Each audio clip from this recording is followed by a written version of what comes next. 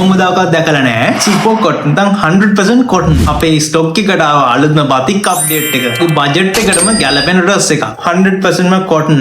Design එක එන්නේ මේ විදිහට. දෙපැත්තට ගැට ගහගන්න පටි දෙකක් එනවා.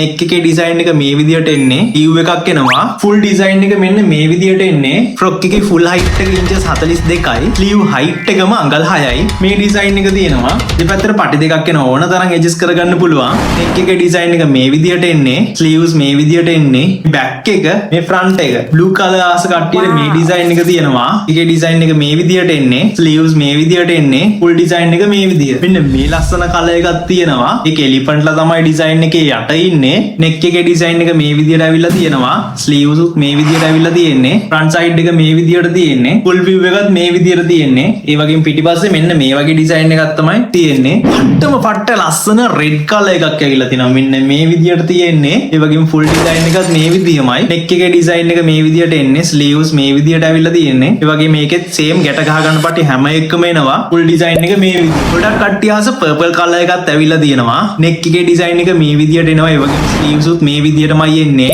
ෆුල් ඩිසයින් එක මේ විදිහට ඇවිල්ලා තියෙනවා.